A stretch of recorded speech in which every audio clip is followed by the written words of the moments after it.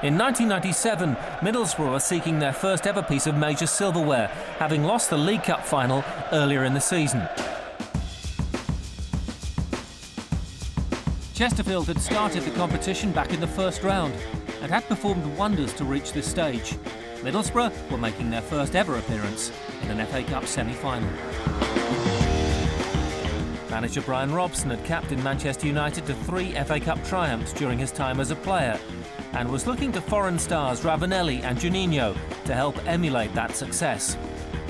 Chesterfield were attempting to be the first club from the third tier of English football to reach the final, having already dispatched a top-flight opposition in the form of Nottingham Forest in round 5. Old Trafford was the setting for one of the most exciting and controversial semi-finals in years. Come the two sides, and what a roar will greet the players of Chesterfield of Division 2 and Middlesbrough of the Premier League, both playing in their first ever FA Cup semi-finals.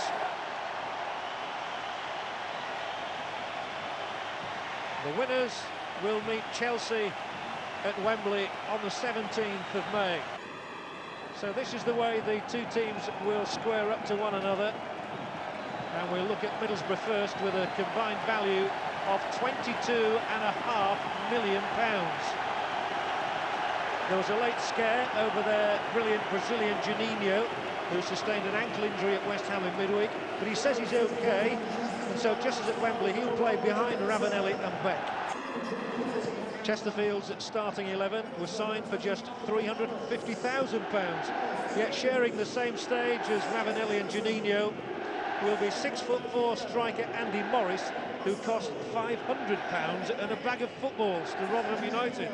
And Sean Dyche, whose most memorable act during an apprenticeship with Nottingham Forest was the job of tending to the roses in Brian Clough's garden. So a wonderful atmosphere building here at Old Trafford. The 15th time the FA Cup semi-final has been staged at this famous ground, belonging to Manchester United, and for these Chesterfield supporters, well, it really is a dream come true.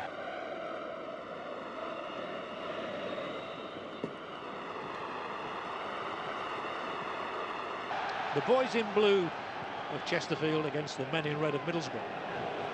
And there's Morris with his first touch, and he wasn't a bad one either, an angled header. Up it goes from Holland, and again Morris will use his height, but he was countered by Vickers. It's now for Davies, who'll turn, and Holland. Chesterfield settling okay. Williams now tries from long range, and that may well have been part of John Duncan's strategy today, to say to the players, get in as many early shots as you possibly can. And Williams is, well, you can see how close he is to the halfway line when he thrashes this one in and over.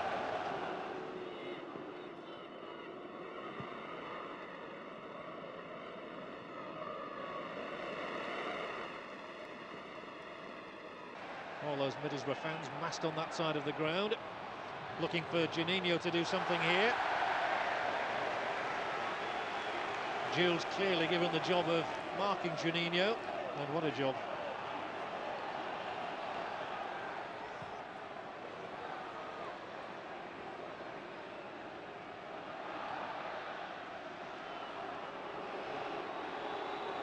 Emerson this time, Beck and Ravanelli both in the penalty box, and here is Beck, and he'll turn, and Emerson comes in, and it's played against the outside of the net, and a corner. May well have been Mark Williams who got a crucial touch here. Emerson, nice concerted movement between he and Beck. That's where the corner was conceded, and this is Middlesbrough's first real opportunity. From the boot of Higgins. Coming for it is Beck, cleared on the line and then hooked away by Dyche. An alarming moment for Chesterfield supporters, but they survived.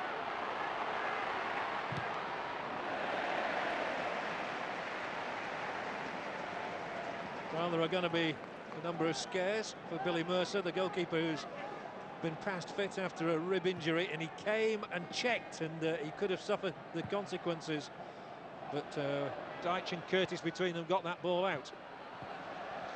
And there's the man who has guided Chesterfield to this momentous occasion. He's in his second spell as the manager of Chesterfield Football Club, John Duncan. Dyche again loses out, and it's Emerson forward now, but Curtis across.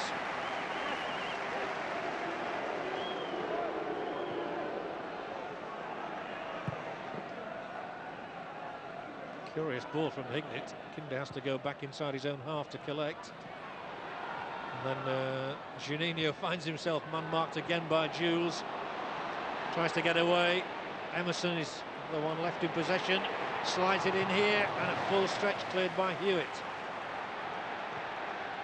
Middlesbrough coming to terms with the game, you feel now. And the ball is knocked in and flicked over for Ravanelli. Well, they've been queuing up in the last few minutes. But acrobatically, the Italian who won the Champions Cup for Juventus around about this time last year hooks the ball into the side netting. But Middlesbrough are now creating chances against their second division opponents.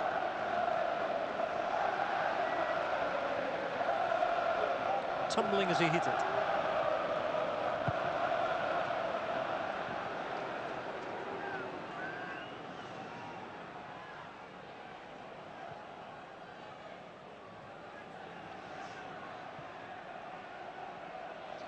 I saw one or two pundits and pre-match predictions suggesting it wouldn't be pretty because of the way Chesterfield play. They've not been derogatory to them, but they have certainly managed to thwart Middlesbrough so far, and it results in poor balls like that one from Emerson. And then they seek to hit on the break and to win free kicks as they do here out of Kinder. And because he's kicked the ball away, Vladimir Kinder is going to be shown a yellow card. The sort of thing that referees and managers as well hate. A yellow card for the Slovakian Vladimir Kinder.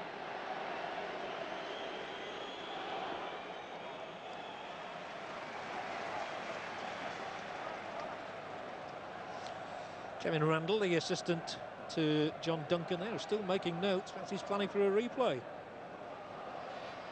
And Morris has steered the ball on for Davies, one-on-one with Kinder. And Davies, oh, he's hauled down by Kinder, and Kinder is going to go off here. Vladimir Kinder was booked only moments ago. It's a second yellow card for him, and Middlesbrough will contest the rest of this semi-final with 10 men. Brian Robson shows no emotion, but Kinder's attempt here to balk Kevin Davies, look, that's where he pulled him back by the shirt, and the Slovakian can have no complaint. Not having been booked so stupidly just moments earlier for kicking the ball away. And a disconsolate Vladimir Kinder goes to the dressing room. He'll suffer the taunts of the Chesterfield fans as he walks past them. Here is the free kick for Chesterfield. Morris is up there for it, and it's bundled out by the Middlesbrough defence. With Kinder still on his way to leave his colleagues to fight on, a man short. Well, when Chesterfield beat Nottingham Forest, it was with 10 men, Forest keeper Crossley having been sent off. Middlesbrough, as you can see, are altering things now by bringing on Clayton Blackmore, their Welsh international, to play in defence, and they sacrifice the Danish international Beck.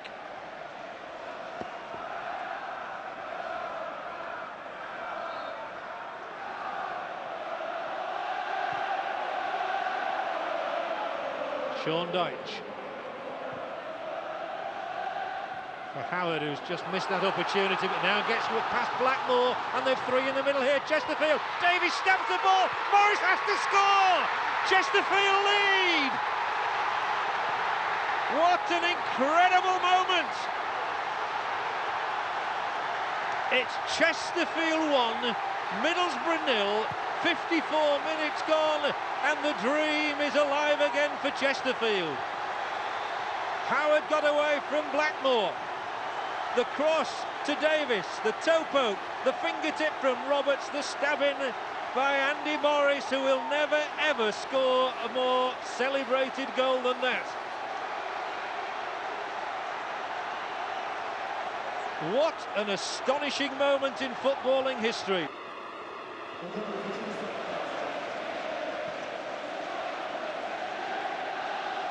It would be the greatest cup upset of all time if Chesterfield were to reach the FA Cup final to play Chelsea on the 17th of May. But it's happening at the moment, believe me. Juninho, he loses out. And Chesterfield have got Steele and they've got Morris away. Can he make it two? He will be a hero. If he does, he's still here. Morris, the keeper's brought him down. It's a penalty. Astonishing scenes at Old Trafford, and Andy Morris, John Duncan's 6'4" striker that they call Bruno, he's just won himself a new contract to get a testimonial for Chesterfield next season after 10 years at the club. He got around Fester, he got around Roberts, down he went, and unbelievably Chesterfield can go 2 goals clear. Now, their penalty hero against Nottingham Forest in the 5th round was Tom Curtis, but he's missed 2 penalties since then. So the captain, Sean Dyche, who hasn't scored a goal for nearly 4 years, is here, and he's scored!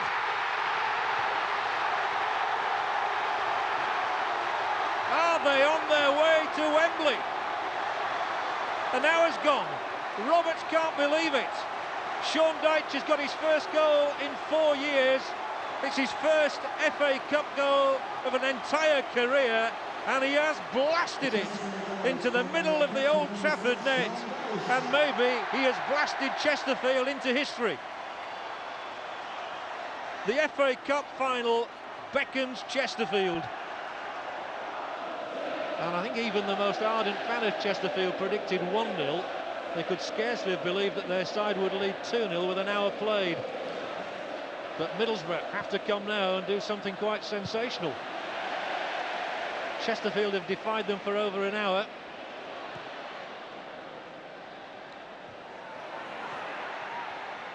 At the start, Chesterfield would have settled for a replay. They'd have thought that was almost unimaginable. They wouldn't want that now. But Emerson has knocked a ball through here, and Clayton Blackmore's into that area. The ball in for Ravanelli, and Middlesbrough have a goal. The comeback is on the cards. Let nobody say that Chesterfield are at Wembley yet, because Fabrizio Ravanelli has goal number 28 of his season, and it was the substitute Blackmore who did the damage.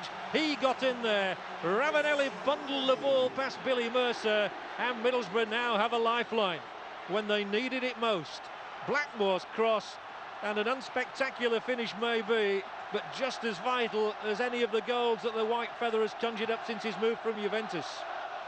Well, it's not the £7,000 that's been offered to them that is spurring Chesterfield on today.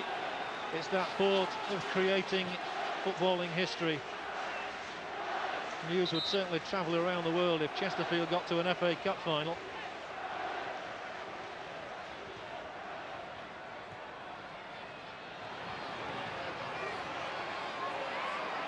Davis again, the tormentor. Oh, and again he shows good pace to get in there. It's Hewitt. It's a cross goal. Howard's got another chance. Must surely do it. Morris is under the bar. It's scrambled out. And Crichton is the goal given. Ellery is waving the players back. No. Free kick has been given, but Jonathan Howard has had 2 of the best chances anybody could ever have. I think he was offside. He was well offside there. So it doesn't matter that he's wrapped it against the underside of the bar in almost Jeff Hurst fashion. But I wonder if Jonathan Howard is going to rue that. That's the referee's assistant, Alan Sheffield. Hignett charges on. Oh, it's a very, very good challenge back there. What a good tackle that was.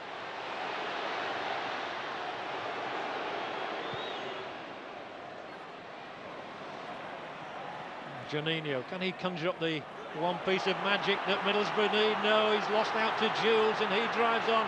He's got men on his left. Oh, he went for the glory, Jules. If he'd have squared it, Davis was in wonderful position. And you do wonder, as I say, whether Chesterfield would be left to rue those two misses from Howard, who is on the ball now. Well, this match means a lot to Juninho. He was the one who got back there, and John Duncan is just having a word with Jonathan Howard. The concentration factor is high now, and there's a bad lapse in defence.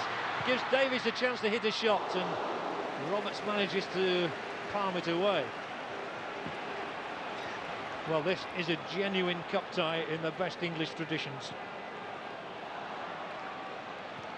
Two teams going for the other side's throat, and now Juninho. Oh, past Dyche, he's balked, it's a penalty! Juninho wins it out of Dyche, and this match takes another amazing twist. Dyche, the hero, only minute to go with the second Chesterfield goal, was undone by the pace of Juninho. The little man was on his way past the Chesterfield captain. And so it's Middlesbrough whose turn it is now to get back into this semi-final. And what a match! Craig Hignett. 2-2! Belted in under the body of Mercer. And Dyche, hero to villain in the space of minutes, epitomises what the FA Cup is all about. Juninho won the penalty. Hignett drove it in off Mercer's hands, and with 90 minutes to go, it's now Middlesbrough 2, Chesterfield 2.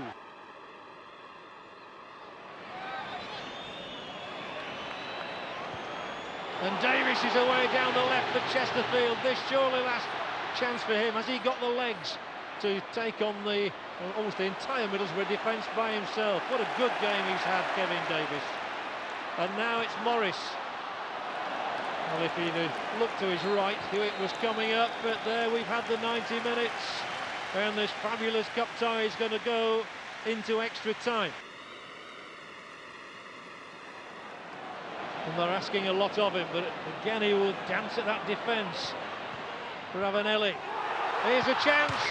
Off the bar, and incredibly, surely Festa. That's the goal! Gianluca Festa. 3-2 Middlesbrough. And that may be the end of Chesterfield's dream. There's a smile now on the face of the manager. There are thousands of smiles among the fans, and what a goal it is. Ravanelli teed it up there. It was smashed against the uprights by Vickers, and Festa was the one who followed in. It eluded Juninho, but it did not elude the Italian Festa.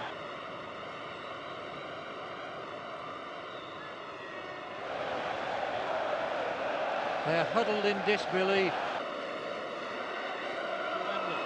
Curtis knocks one in long. Morris tries to get there.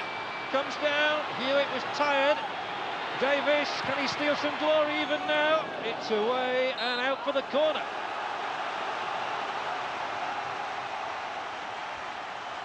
Those Chesterfield supporters cheer and hope that there is one last twist in this amazingly romantic story.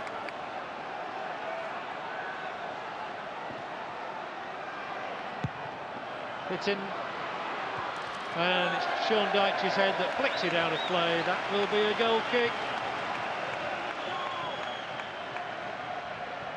And even now, John Duncan, out of your picture, is organising down on the touchline, having a few words with Mark Jules.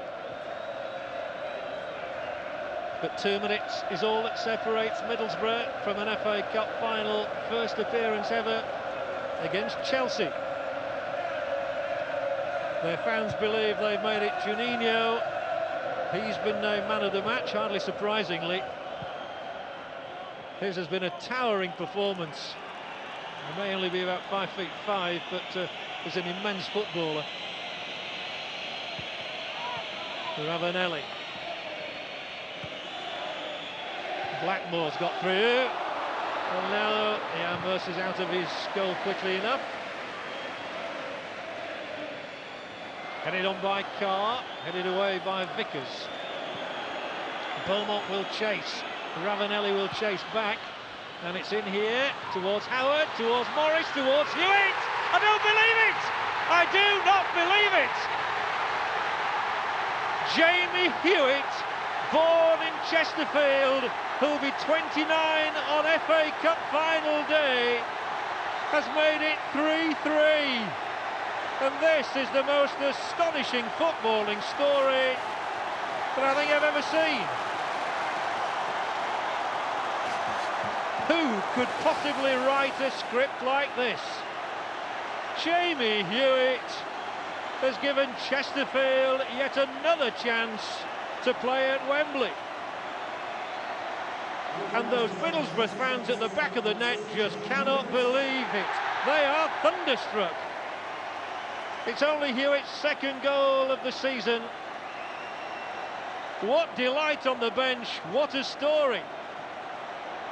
The manager loses his spectacles, but we've seen that goal all right. And Jamie Hewitt, whose only previous goal was struck against Wycombe Wanderers, has scored against Middlesbrough. It's Middlesbrough 3, it's Chesterfield 3. And we've now moved into time added on in the most epic encounter.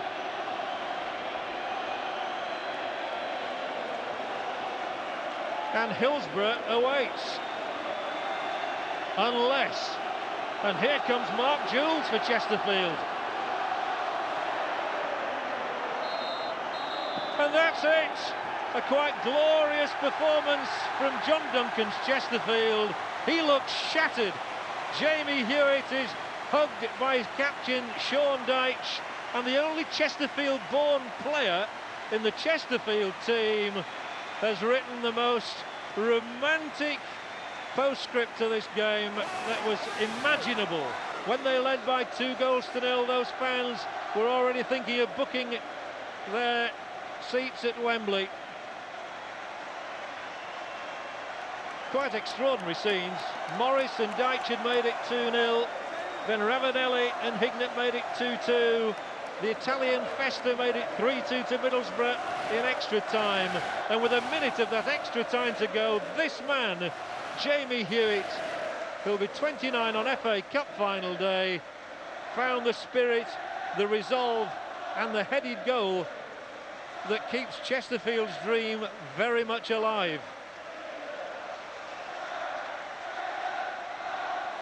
And aren't they ecstatic? So a quite extraordinary story here has unfolded at Old Trafford, and the Chesterfield fans dream on. So a wonderful match, epic was the phrase I used, has come to a close here at Old Trafford in the most romantic circumstances, and Middlesbrough and Chesterfield have drawn 3 goals each and will replay at Hillsborough a week on Tuesday. Following an afternoon of high drama, Middlesbrough found it more comfortable in the replay, running out 3-0 winners. But losing the final against Chelsea further compounded the agony of a season that also saw Borough relegated from the Premier League.